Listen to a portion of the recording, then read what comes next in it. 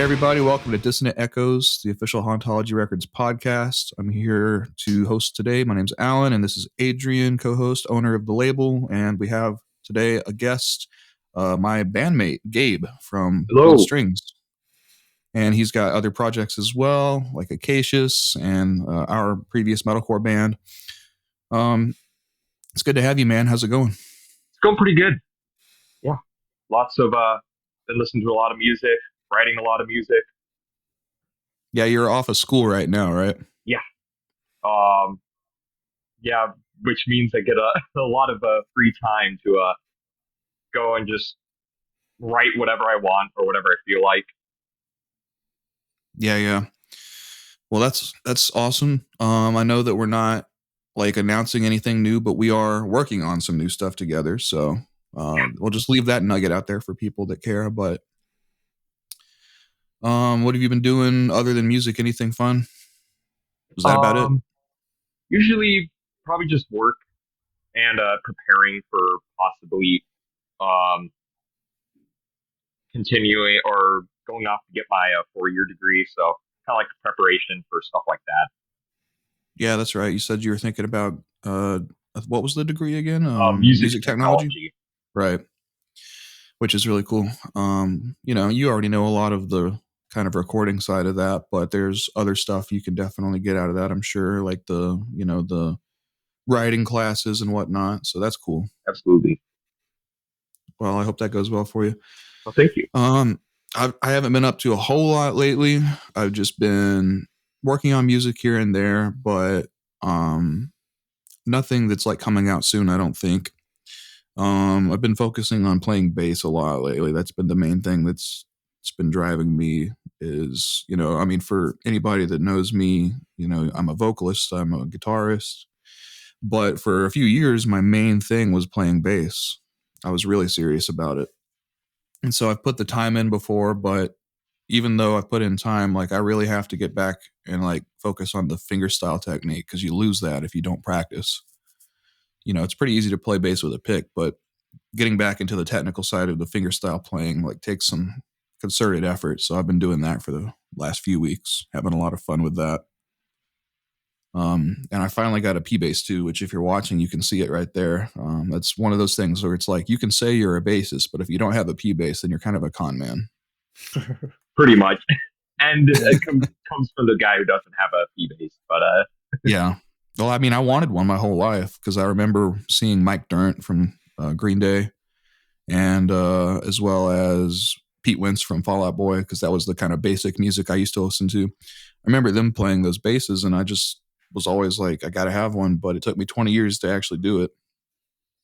I'm joking about not being a real bassist if you don't have one, but it is kind of like the textbook, most generic definition of a bass guitar. So it's got that sound to it, like the classic P bass. Oh, it sounds it definitely sounds the best out of all my basses for sure. But yeah, that's what I've been up to. Can't really think of anything else to announce for. Oh, announcements, right? Adrian, what have you been up to? And then we'll get into announcements for the label.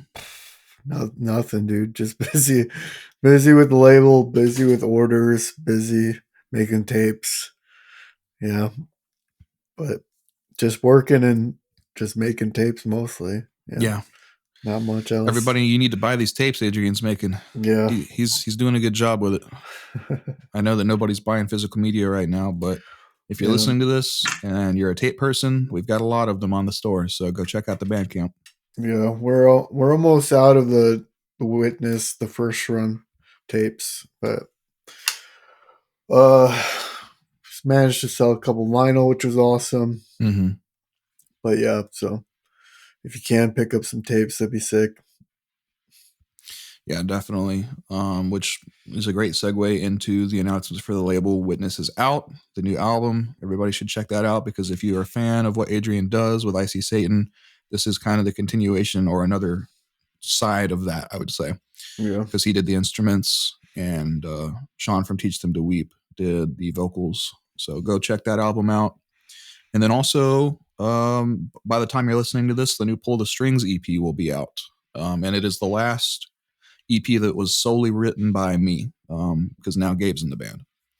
Great. So I get to ruin it. yeah, no, you're not going to ruin it. But yeah, everybody check that out. All the proceeds for that album go to Mosh for Lives, which is a local nonprofit that I'm familiar with, and they promoted some of my shows with Signosis. But yeah, they just basically do outreach and provide assistance for people that need mental health care. And so I really appreciate what they do. And so all the proceeds from this release are going to a good cause. So you should definitely buy it for that reason, at least, even if you hate the music. So yeah, that's all the announcements I think we've got right now, guys. So I guess we'll start talking about what we've been listening to, which I think I'm pretty underprepared for this one. So I'm going to go last. Gabe, what have you been listening to, man? All right. So I've been listening to a lot of like post metal stuff and post metal adjacent stuff. So there's this band I kind of found called Conjurer, and they're like post metal and sludge metal, maybe even a little black metal because they have some blast beats in a couple of their songs, but they have like some absolutely sick music, and I don't know. I've been really enjoying just some stuff. They only have like 3 albums, but just across their discography. And Amin Ra, Amin Ra is the big one. Like specifically, like Mass 4. That album is just brutal and desperate, but super atmospheric at the same time. And then I've been listening to The Ocean, like it's post metal again, but like very progressive. And Yeah. those are kind of like the three, and of course Cult of Luna. Yeah, you're a big I've Cult actually of been Luna going back fan. to their first album, and it's even for a first album, it's such a good album. It's just brutal, raw, and sludgy. Yeah. That's kind of what I've been listening to. Yeah, out of all those, I think Cult of Luna is the only one I've really listened to, and I definitely did enjoy it. You know, I'm not a huge post metal guy, but it's good stuff for sure. Like I can definitely appreciate it Yeah, for what it I is. don't think I've heard any of those bands before. Surprising. Yeah, well, I think you would probably like Cult of Luna at the very Yeah. least. Probably, especially Yeah. maybe their earlier albums first, because very heavy, very brutal, but still like pretty atmospheric at the same time. And also they feel live, if you know what I mean. Like they feel like they were tracked live. They might not have been, but they have movement to them. Like it's not to the click. I think Nice. their 2006 album probably was because I think they recorded it all in a barn. They Okay. even mic'd up the outside of the barn so you can hear like in really quiet sections like rain dripping off the shed or whatever. It's That's that's a cool. pretty unique thing, but I think they record most of their early stuff live anyway. Yeah. Well, what about you, Adrian? Uh, I don't know. I kind of, it's an older record, but it's called Bees Made Honey in the Vein Tree, the band, and the record is Grandmother. It's I don't know. It's like post rock doom. I don't know. It's hard to. It's kind of hard to define that one. Yeah. I don't know, but it's a different kind. I don't. I've never really heard a band quite like it. But just been listening to that one a lot. So, Where'd you find that one? oh, that's a good question. Uh, where I found them like years ago. I think it was on Where Post Rock Dwells or something. It was one of those promotion channels on YouTube. Gotcha. But yeah, I just been listening to. It was one of the first vinyl I bought. But I've been going back and listening to that one again lately. It's kind of got like a slow, doomy sound to it in the opening track. The closing track's a little bit faster pace, and then it ends kind of like softly, which is pretty nice. So, um, let me look at the tags, what they call it. Yeah, doom metal, post rock, psychedelic rock. Those like It's my pretty kind of cool. album. Yeah, check it out. It's really good. Yeah, Grandmother, Bees Made Honey in the Vein Tree. Gotcha. Definitely never heard of that one. And I know that you are not a post-hardcore guy, so you probably won't be familiar with any of the stuff I've been listening to. Gabe might know some of this. I kind of doubt it though. Um, but I've been going back into the discography of Interlace Audio. I think that's the name of Chris's studio. Chris Crummett, the producer from Portland. I've been listening to some of his studio's older work. Bands like Icarus the Owl and Artifacts Perio. Those two albums I really like right now from those bands is this one right here. It's called Ailments and Antidotes from 2011 by Artifacts Perio. It's like it's post-hardcore, but it's also a little bit like bluesy, which is cool. There's no screaming. It's kind of softer post-hardcore, but it definitely has that sound that you expect from the producer of Vance Gavin Dance. So that's a good one. And then also the album Pilot Waves by Icarus the Owl, which came out in 2015. That's a really good one. Everybody needs to check out the song I Am the DeLorean, especially if you like Dance Gavin Dance or anything like that. I'm going to just say right off the bat, the singer is very, I don't know, he's very expressive. You might say a little bit flamboyant with the way that he sings. And so it's not going to be for everybody, but it grew on me over the years. And I finally, this album clicked with me quite a lot.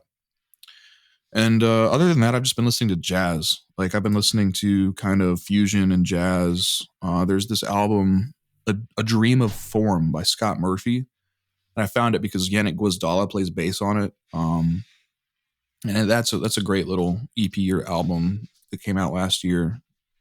And I don't actually own it yet, but there's one that I've been listening to just on Bandcamp, like so much that I can't listen to it anymore because it kicks you off after a little while.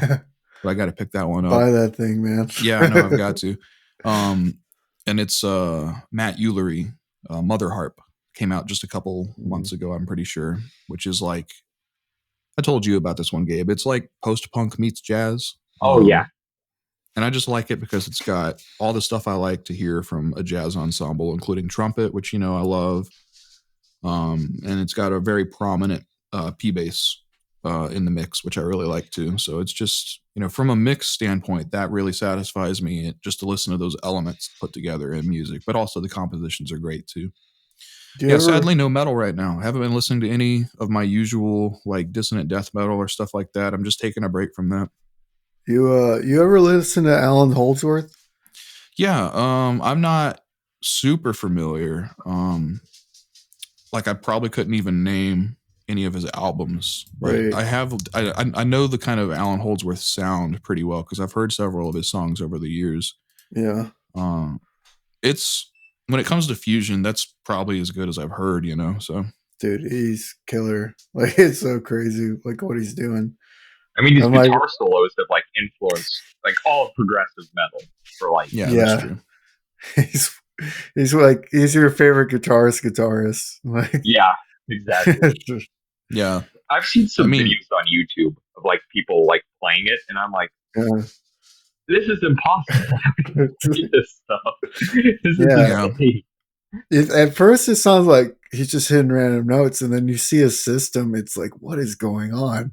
Like it's like, I don't know. I've seen him try to discuss like the scales. He's like on another planet. It's crazy. Yeah. When I think of the Alan Holdsworth sound, I think of playing strange scales to begin with, but playing notes from like several octaves, note after note, so that it sounds like really alien, you know? Yeah, it's so out there. I love it. Well, that's a really good shot. I got to check more Alan Holdsworth out for sure. I know that everybody that was playing with him and his bands were also monsters too. So, All right, well, guys, today we have a rather serious and possibly controversial topic to talk about, which is AI in music, or just AI in audio and music. Audio and video together, I would say. Because, like, I just want to start by saying this. I remember very vividly, and you do too, AJ, and we've talked about it. I remember in 2020, 2021, when AI was super weird. The visuals didn't make any sense. And anybody that told you that it was going to take over the jobs of actual creative people, it sounded like a joke, basically. And fast forward to now, and Google has just released VO3, and it I mean, I can still tell that it's AI, but it is a huge leap from what we had in 2020 and 2021. Like, it is a massive improvement. As far as I know, it still can't do an entire, like, for example, TV show where it makes editable scenes that you can put in, like, not Logic, that you can put in Premiere or DaVinci or whatever, and like have like tracks and like move things around. It can't do all that yet. Um, but it can make like a final product that looks a lot better than what we were dealing with just a couple years ago. So it's pretty scary from that standpoint. But Yeah. there's possibly some hope that we can talk about, and then there's possibly some really dire news, or not news, but really dire kind of just the way I see things going, and from talking to a bunch of different people over the last few days about this. Um, I'll let the conversation go wherever you guys want to go, but just for like a little bit of kind of food for thought, let me go to my notes here. Um, I mean, we're musicians, right? We work with music, we work with audio. I think that certain jobs are going to be predominantly AI Yeah. and music. And one of them, I think the first one to go is going to be mastering, which sucks. I mean, I'm a mastering engineer. It's a very specific job, but unfortunately, it's also the most scientific job out of all of music creation, where there's almost like an exact science to it at this point. So yeah, that's going to be the first one to go. Mastering engineers are going to be replaced by AI rapidly. It's already very good. Like services like Lander are very good. Then mixing engineers, and then eventually just creative people are going to start being replaced in certain aspects, especially for like video game companies and like things like that. So that's where I want to start the conversation. And either of you that have anything to say, just go for it at this point. Yeah. Well, I think personally, a lot of the a lot of the art that's going to be replaced is going to be mostly kind of like corporate art, like jingles and stuff like that. Um, Obviously, you know, it's not going to remove all human elements. Like people are still going to create, but most people that are going to use AI like never even wanted to use artists to begin with, right? So like these companies that are like using artist music and art like videos and stuff like that, like for them it's purely like profit driven. So like they're going to use that before then they would actually try to like, you know, pay artists. And given like there's so much free content as there is, you know, like we make stock videos. That's not too far removed from AI in my opinion. Like because like the nobody's getting paid when we create these videos, you know. Like even though like it the videos are made by people, it's still kind of similar. But I think for now, like it's really important for artists to really focus on community and building their communities if they want to kind of stay relevant in the industry. Yeah. I Any agree. thoughts about that, Gabe? Now, um, I do think, yeah, like you said, corporations side, that's just going to be a lot where the first, at least the Mm, first major yeah. push for um, remove just using AI tools for like jingles, art, Hmm. and other stuff like that. And it's kind of similar to stock videos. And I would also say that there's always going to be in like the smaller circles. There's always going to still be that um, want or desire for like an actual human created thing, human input. Yep. If anything, it's gonna like if you have more AI slop, it's gonna Yeah. push like make us in like high demand for like actual human, you know, soul and element in something you create. Yeah. Absolutely. So I think that's absolutely true. But here's the problem. I am a musician who has spent years of my life, decades of my life, learning instruments, learning the technology to create music, learning how to write songs. I put a lot of most of my life into this, right?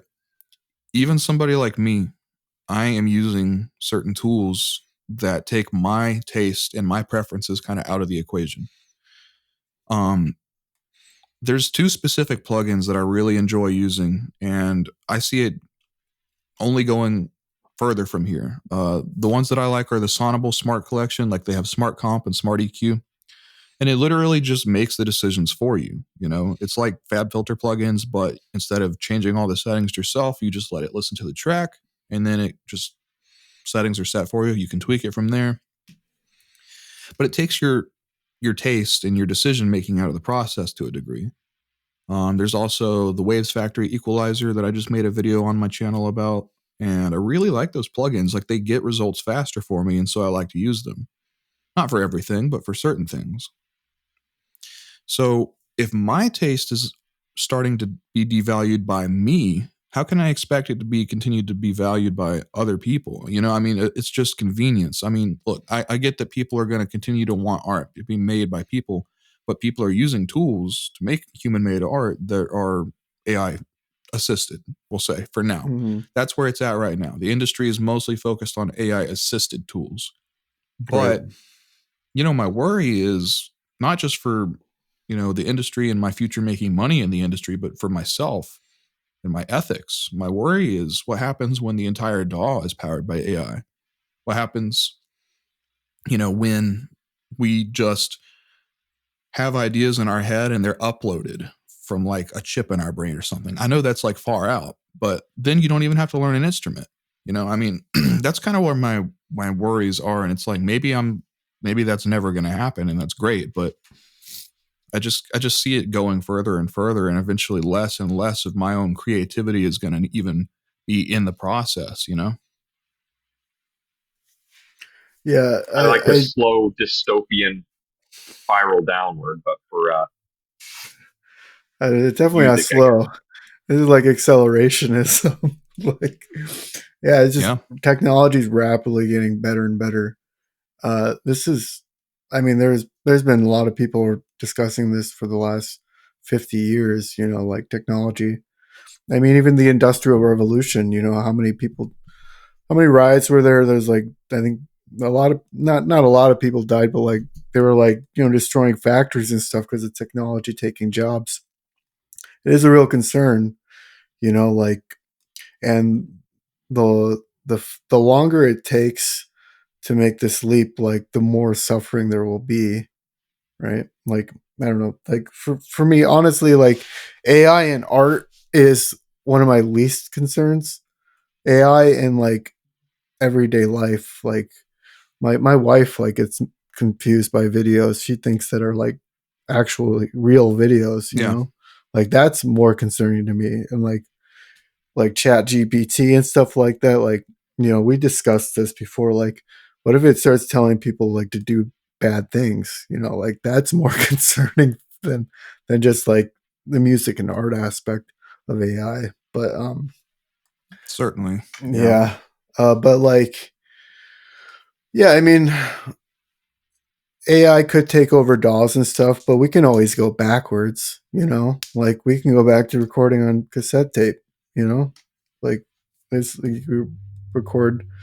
uh I have a CD thing that I could record directly on, just like it's an 8-track thing. I don't know, like, um but what I think your concern is like, will there be a big enough demand, or will people just kind of be like just making their own music through a chip in their brain?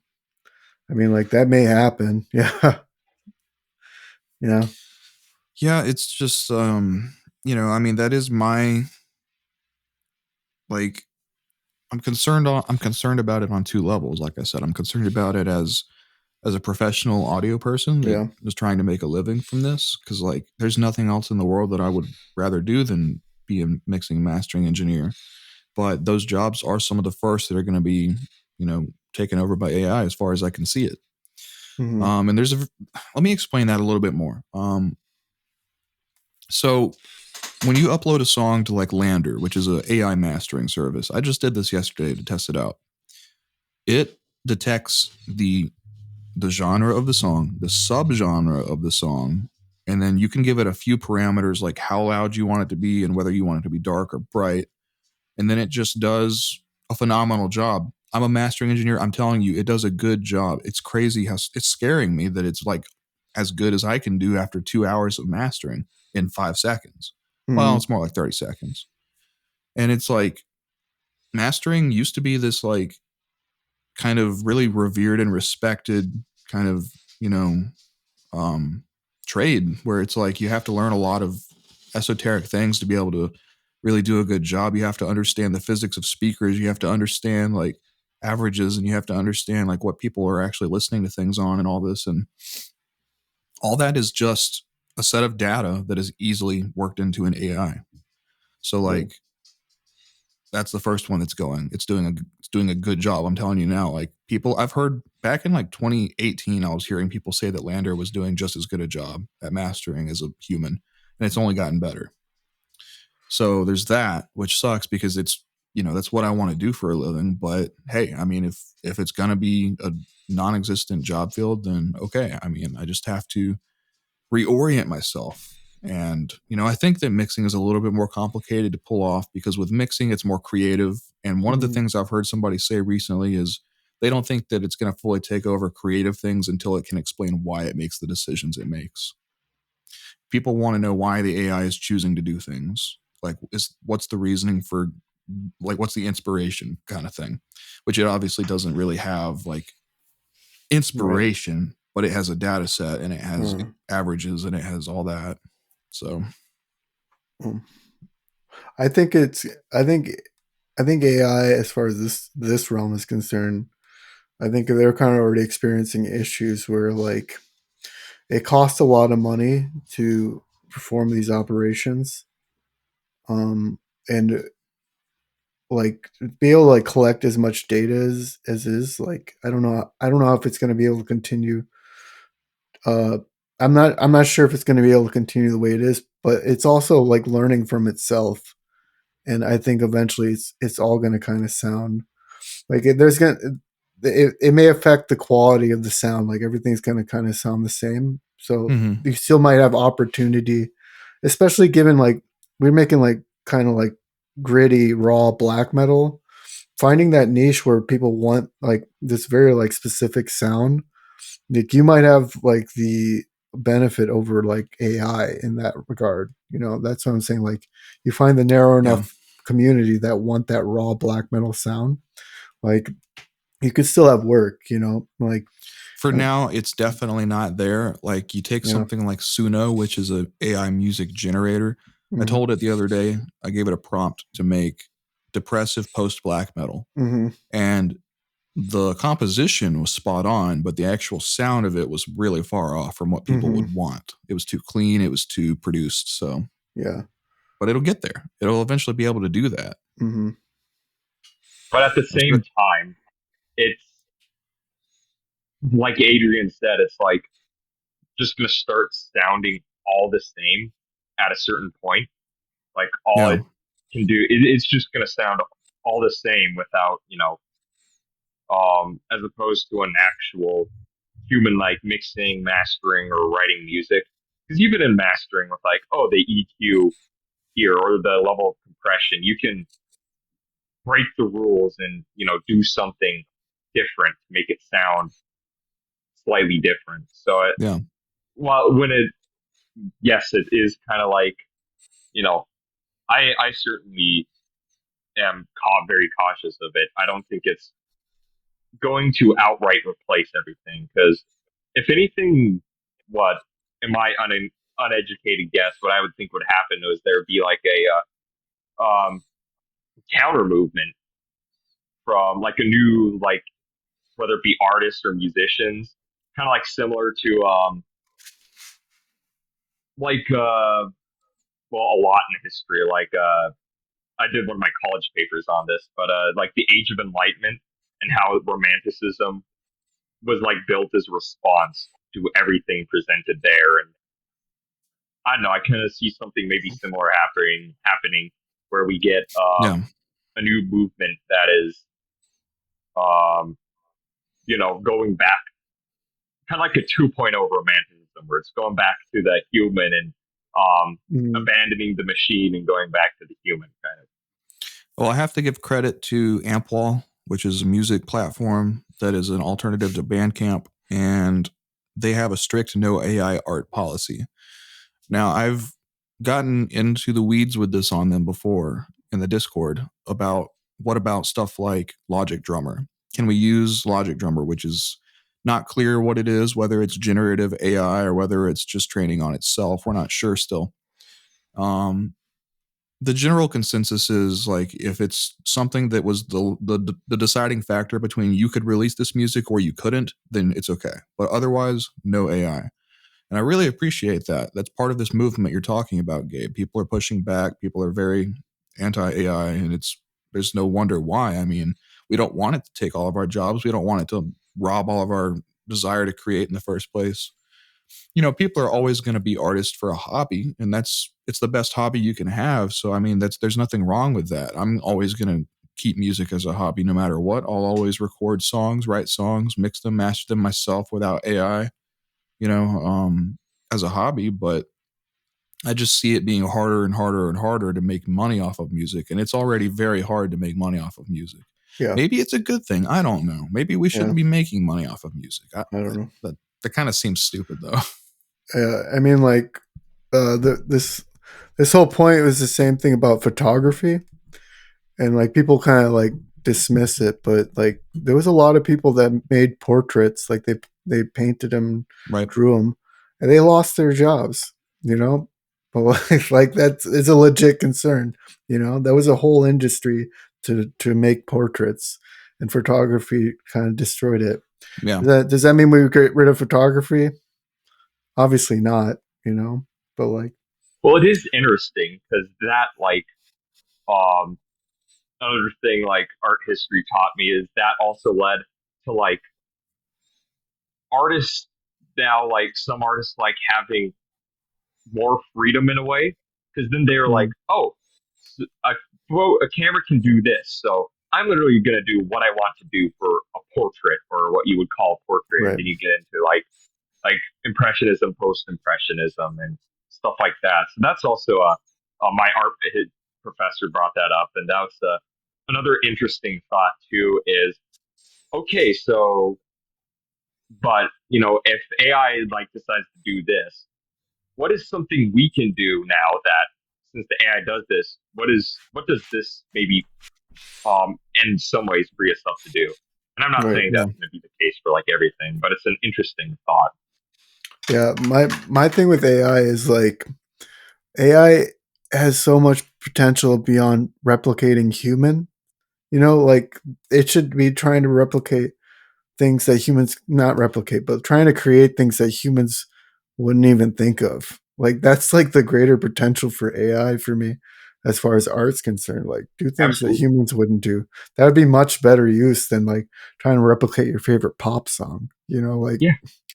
yeah, that's what And AI sure, it should is be funny trying to for do. the Yeah. occasional meme song. Yeah, I yeah, have yeah. quite a few of those saved that are quite funny. And I think at most that's what it should be used for in the artistic sense, is just Mm, doing goofy stuff. You don't, yeah, you know, that's not meant to be replace anything. It's just meant right. for to be funny or something like that. Yeah.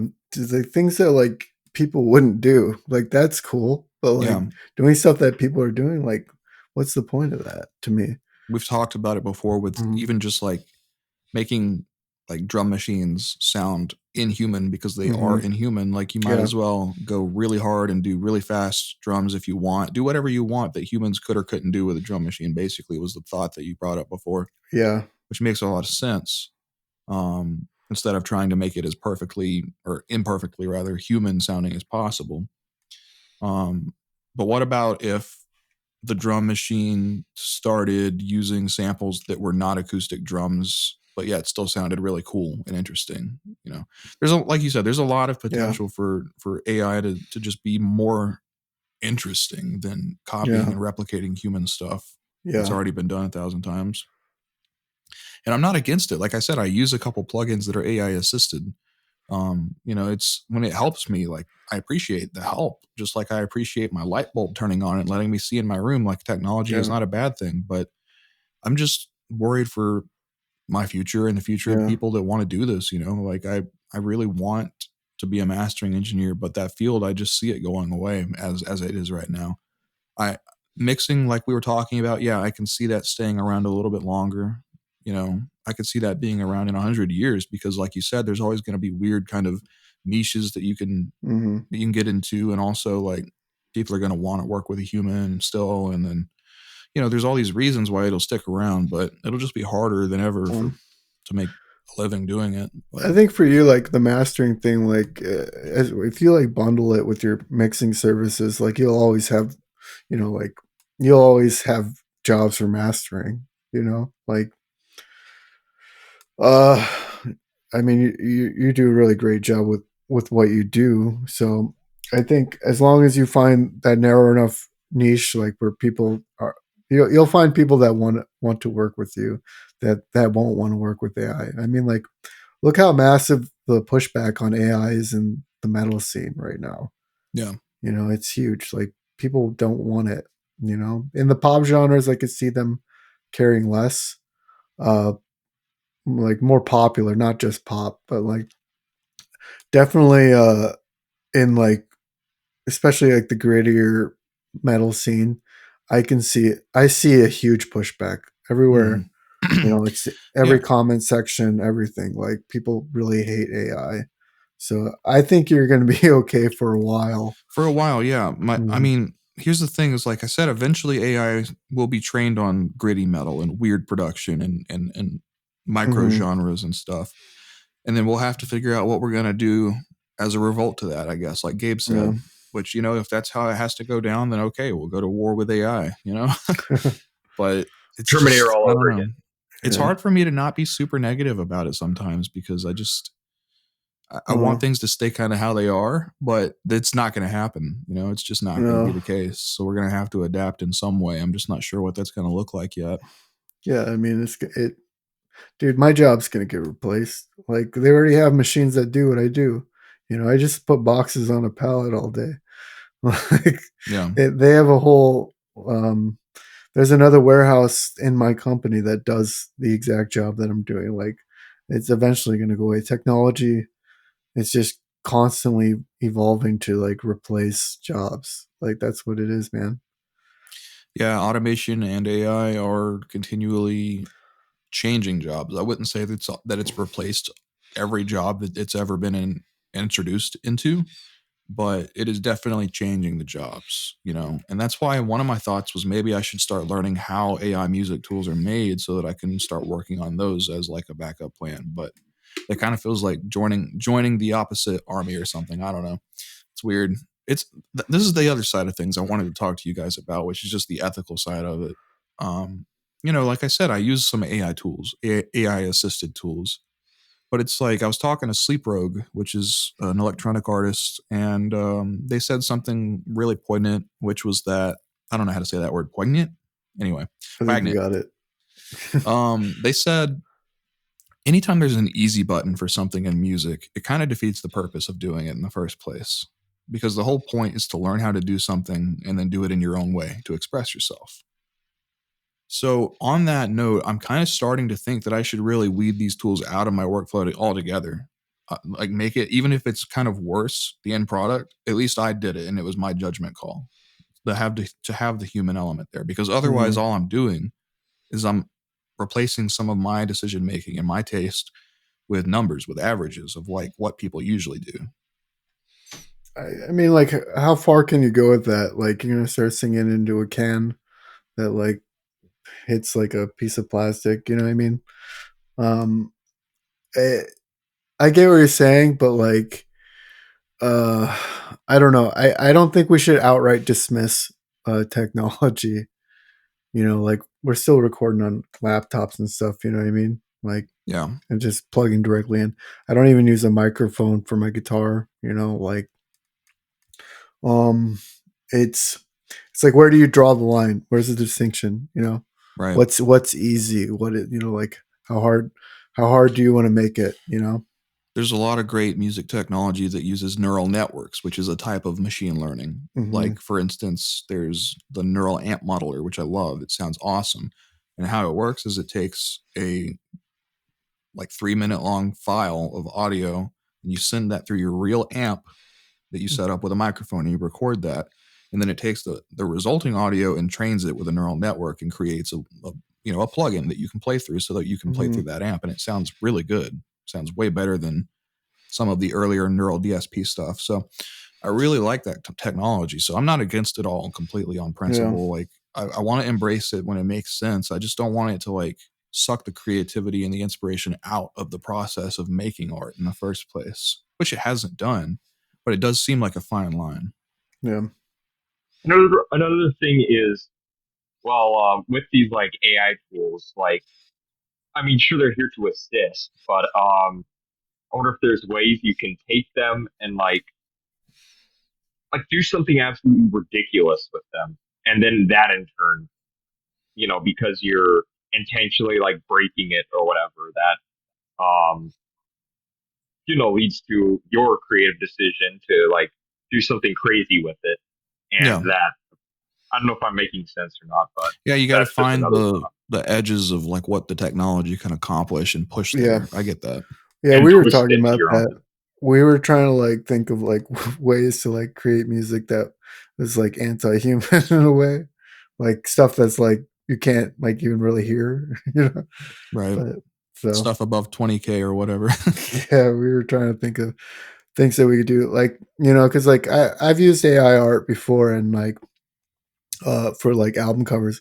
This is like before I even really thought about it, but like the in the beginning AI was so weird. Yeah. That's what was like appealing to me, because it was like, this is not human. It's just so weird. It's uncanny, but like now it's so polished, it's lost a lot of its appeal for me.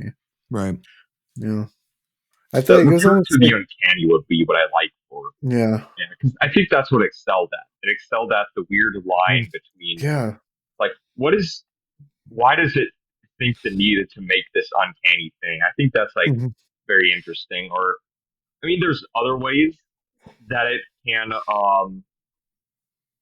help you when writing music for like giving you an idea. Like there's certain like chat GPT modules that you'll be like, oh, like write me a song outline. And then you can look at this and it's kind of like already organized. And you can just like copy and paste it and then just edit out and like write in your own, like what you want to do with the song. And I like Yeah. started trying that. And basically, I just, because it generates me a template already. Sometimes that's the Mm. hard part is I don't like creating my own like template for outlining stuff or whatever. So just have it half of that battle done, then write in what I want it to do, and now it's already organized for me to see and everything. And that's like Mhm. obviously a For less certain extreme. people, that would be too far. For certain people, that would be like, well, you have to write the song like from scratch. But I don't see it that way. No. I see things that can help you create as good things. Yeah. It's not much different than what I do with Easy Drummer. Easy Drummer has a bunch of um, beats that are sections of songs, and they're labeled by like intro, verse, pre-chorus, chorus, etc. And I build most of my songs with those midis from the MIDI packs, and it's the same idea basically, except it's getting me even further down the road towards a finished song. So Yeah. there's no shame in that. And I will say the one thing that rubs me a little bit wrong about using Chat GPT for that, as opposed to a tool that was completely assembled by humans, is that when you're using Easy Drummer, those drums were played by somebody still. You can edit them and whatever, but the beats were still played by somebody. And so like it bothers me that I don't have a real drummer on most of my music. So I like the fact that at the very least I can kind of mix and match different real drummers' beats. Um, but As what you're opposed to talking like about, if you Gabe, generated like yeah, exactly. generate me a drum. And I'm You not a have to big actually put fan this of together. Logic Drummer for that reason. Sorry, I cut you off there. What were you saying? You have to actually put it like the drum track together. Like even just with the MIDI, you have to make the decision of does this sound good? Does this not sound good? How does this work within the song? And Yeah, like people have been using MIDI drum packs for like forever now, right? There's like whole sites where here buy a MIDI group pack, right? Here, type an actual drummer. You go have fun, rearrange it, as long as, and that helps a lot of people creatively. So, but it's like not like, here, listen to my track and do it all for me. You know what I mean? Yeah. And see, we're talking about the ethics of it here. This is the fine line that I keep coming back to, where it's like you want some aspect of every part of your song to have human input. That's the goal, at least for most people. I would say right now, most of us, we draw a line at, well, you didn't do this at all. You just copied and pasted it from an AI and put it in your song and said you made it. That's the issue most of us have, right? So I feel like, a structure is one thing. You still have to come up with all the music to go in that structure. So I don't see a problem with that. But generating whole parts, that's where my red alert starts to go off. Like I completely like rearrange the structure in it. Like I just use it for like easy template, like visual to sort it out. And then I just rewrite everything down. Yeah, I mean, I don't see that much different than like just if you had a book that gave you a template, like it's because it's just pulling from stuff like that anyway. Like that doesn't bother me at all. I think that's perfectly fine. Like it just bounces. You're basically just bouncing ideas off of like information that I don't know. Like it's not a problem at all to me. Yeah, and it can like give you like a baseline tempo or BPM to start with, and I'll see that and I'll be like, okay, I'm gonna try it at this, like slightly adjusted, and then actually re-record everything myself. But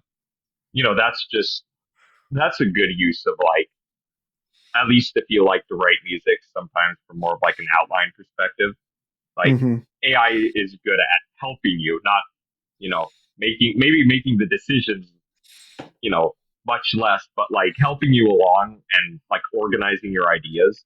It's good for that, but just don't like generate this song and be like, hey, check out this song I generated. Like, is then like I'm gonna release it on Spotify or whatever, yada yada yada. I'm like, don't do that. That's cringe. Yeah. What were you gonna say, Adrian? No, it's the whole like. Also, like we kind of brought up the Spotify thing. Like, I almost feel like that would have been better if people just in mass started doing that, because Spotify would have really turned to shit. Because if everybody started uploading all their AI slop, it would have just ruined Spotify, and people would be more inclined to go to like Bandcamp and Ample, especially Ample, since the slop can't be there. Yeah, So like as I know, Spotify is not going to pay AI artists, right? Like I think that's their new policy. They're pushing back against it. So like, I also don't think you can copyright AI, which I think that's good. But so if people just started uploading like crazy to streaming services all their AI slop, that might actually help real artists in the long run. You've given me an idea. Well, like 5 artist profiles and just like albums worth of like AI garbage. Yeah. I mean, I don't know the tech. I don't know where the tech is at right now as far as like detecting AI, but I imagine it's probably pretty good because it's easy to hear, so it should be easy to detect. Yeah, I don't know. I just feel like, I mean, the streaming thing is a whole nother subject, but I guess where it comes down to it for me is like, I want to remember that one thing that Sleep Broke told me, which is like, if there's an easy button for music and you use it, it defeats the purpose of making music, right? So like, I just don't want to use easy buttons, basically. I want to go through the process of learning an instrument, writing a song, recording it, and putting it out there myself. Even if it's garbage, I want it to be something I did. So, I mean, that's the main important thing at the end of the day about this for me is there's always going to be people that, I would say most people, even people that listen to like just pop and country and R&B and hip hop and all that stuff, I would say even those people still know why it matters that a human made the art and still can understand that. So it's actually kind of a small group of people that would hear all this AI garbage on Spotify, for example, and be totally fine with it. Mm-hmm. It's a pretty small group, I would say. Yeah. It'd be like people over like 40 years old and people that are not musicians and people that, like it'd be a pretty small group, I would think. So The with AI that in mind, culture, yeah, the AI with bros that in on mind, Twitter.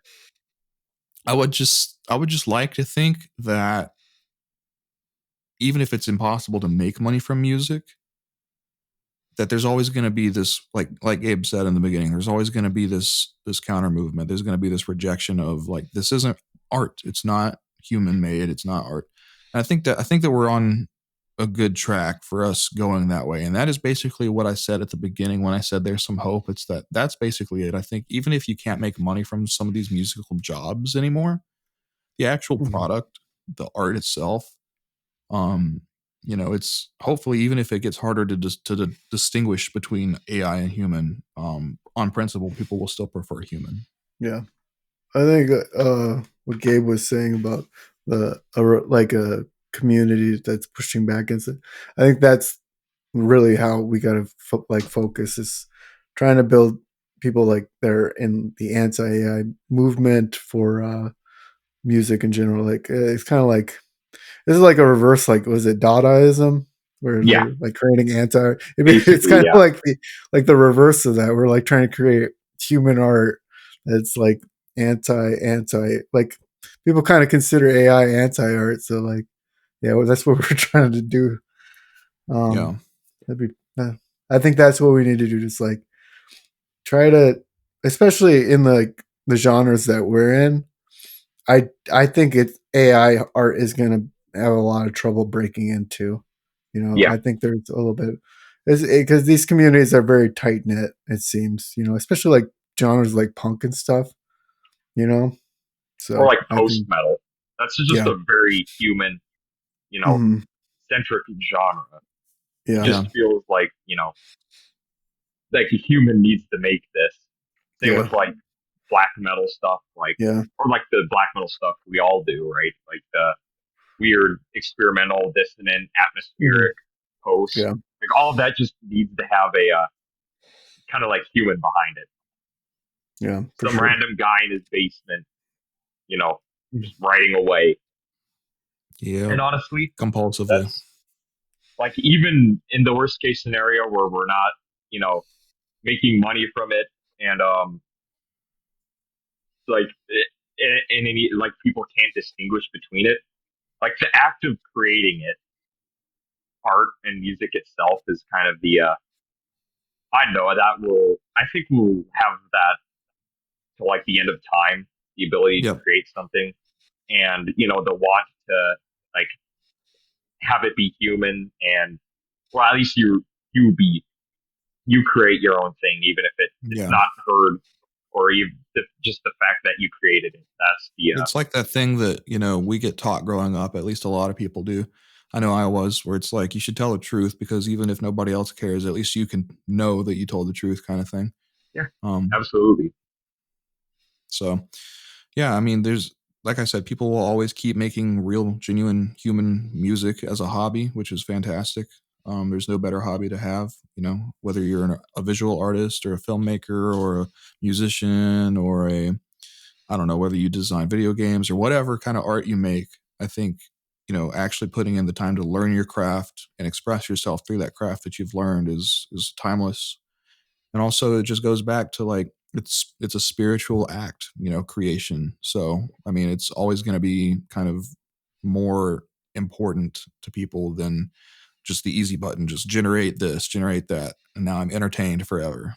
Like that's never going to do it for us because we have this need innately to kind of reflect the fact that we exist. We have to create something else that exists.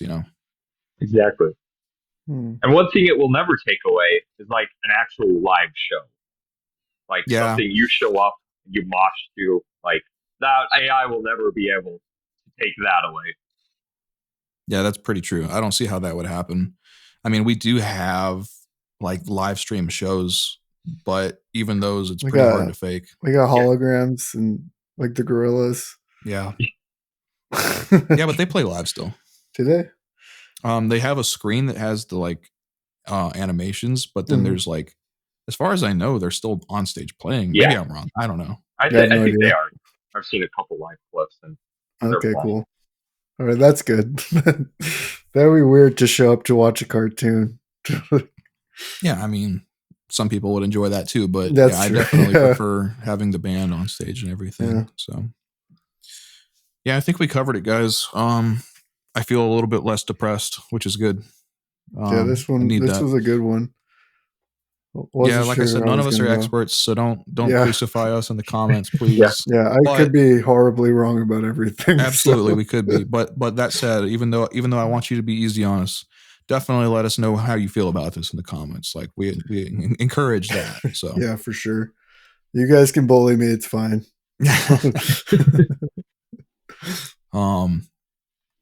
So yeah, with that said, I think we pretty much wrapped it up here. So I appreciate everybody coming and checking out the podcast again. This was episode 13, I believe. Yeah. Nice. Sounds right.